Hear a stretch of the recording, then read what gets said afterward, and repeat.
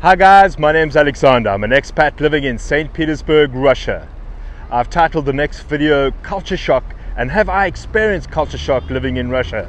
I've lived here for a year and I've got some observations that I'd like to share with you. Stay tuned for this next video. The first myth that I want to bust straight off the bat is, are Russians really friendly? And the truth is they absolutely are. If you walk down the street and you're smiling, it's kind of a bit strange to begin with. No one really does that. But if you're a happy, approachable person, you'll find other Russians to be happy and approachable too. So I find Russians to be exceptionally friendly and open. If you're friendly and open, I mean, that's a no-brainer. So there's nothing special about Russians being grumpy and not smiling. So in terms of the culture shock, that would be an anti-shock. Okay, one of the big elements of culture shock that I experienced first off was definitely the cold during winter. So what does that really mean to your lifestyle living here? In the cold, you spend a lot of time inside. Houses are built to keep the heat in. They're quite small.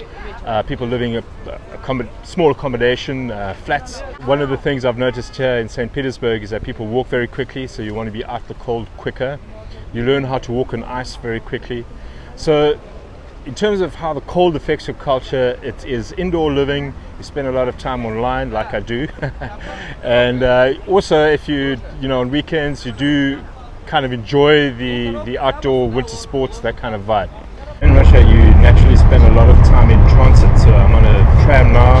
I take a tram, I take the metro. Spend a lot of time, we call it the metro, that's the subway or the underground. You spend a lot of time commuting. The public transport system is extremely efficient. So as a cultural element, you find that general people, run-of-the-mill people, will be spending a lot of time using the public transport. I find that my diet has completely changed in Russia. So I find it to be a little bit more healthy. I go to the shop, I buy ingredients for the day, and you generally find fresh food available in all sort of supermarkets, generally below blocks of flats.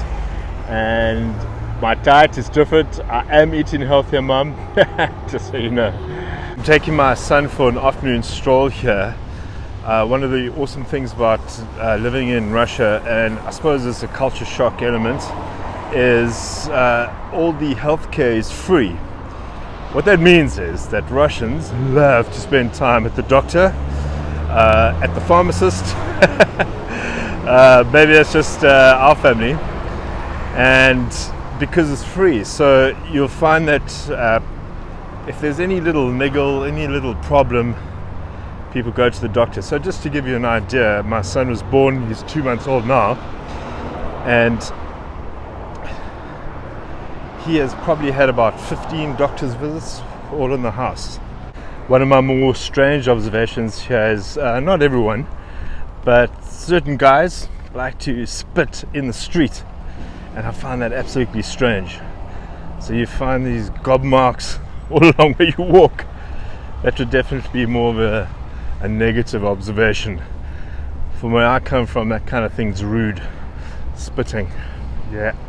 One of the cool things that I found about Russian culture is that you'll find that people walk the streets and actually just simply walk around, be outside, particularly during summer, also during winter. In fact, where I'm standing now, this is busy all year round. And I really like that. People are exploring the streets, coffee shops, shopping, and just simply strolling and enjoying the day as it is. So this is a beautiful day, which is pretty rare, and yeah, you find people loving it. So I often get asked, how do I handle the Russian, being a native English speaker? So the truth is that I rely a lot on body language, gestures, expressions, and I've learned a little bit of Russian. So can you cope here visiting St. Petersburg as an English speaker? And the answer is yes, you can. I find that most people are obviously a little bit nervous speaking another language. Most Russians are taught English, so it's not something that's completely foreign to most Russians. So just approach someone and just say, can you speak English? Point to where you want to be, or ask the question. Try and keep it simple. So Russian drivers are notoriously fast. I get a lot of my guests coming on tours with me, and they remark at how quickly the Uber driver or the taxi driver is driven from the airport to wherever they're going to. So in a Russian mind, my deduction is that he will be doing you a service by getting you to your destination very quickly. So it's one of the attributes of Russian driving. Quick, not altogether always safe. So in conclusion, us humans have a remarkable way of adapting to life in a new city, new culture, new language. And I'd say that after the year that I've been here, although I experienced a lot of culture shock in the beginning, I've become used to the way of life and what it's like leading a life here in Saint Petersburg, Russia. You can join one of my tours by booking on my website, that is stpetersburginenglish.com. See you on your next tour to St. Petersburg.